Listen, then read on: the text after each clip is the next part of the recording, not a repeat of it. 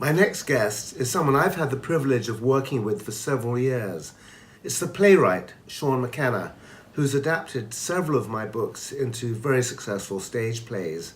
And his latest adaptation is of my book, The House on Cold Hill, which starts a national tour in January, hopefully scaring the hell out of audiences around the UK.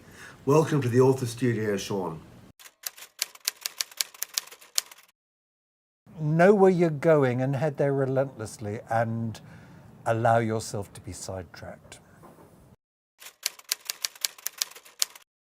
A stage adaptation of Ladies in Lavender because it was the quietest, most delicate thing I've ever done and didn't have to strain for effect. I start at 10, I finish at 7. I write relentlessly all day, every day.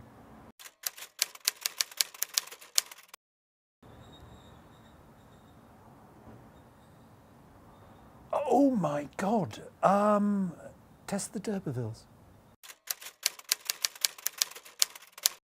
I have 2 guilty pleasures, Kentucky Fried Chicken, which I allow myself once every 18 months at a motorway service station, and Jeffrey Archer, which I'll read on my Kindle, but not if anybody can see what I'm reading.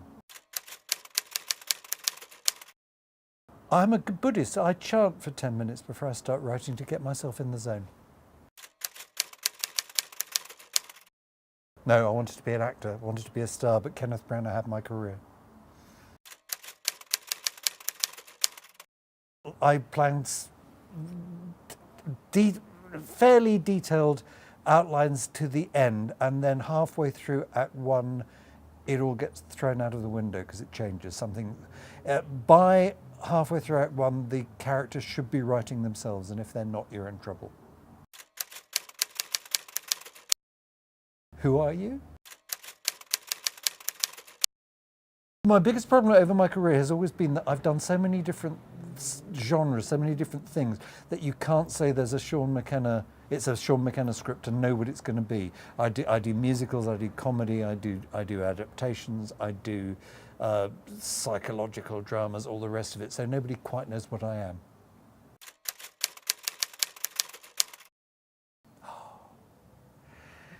Yes, I had a really dodgy edition of Final Draft that would just crash. And if I hadn't saved it like every half page, I'd lose whole tracks. The worst thing I lost was my wife was terribly dyslexic and was training as a therapist and had to do essays. And they were a huge trial for her. And because she was dyslexic, she couldn't write sentences. So I used to do that for her. And one weekend I was helping her with her essay and I wiped the whole thing. And she had a Samsonite briefcase which she threw at me, and I ducked, and it gouged a huge hole in our wall, and it had to be replastered. I deserved it. Thanks so much, Shaun McKenna, playwright and a very good friend to myself and to Roy Grace.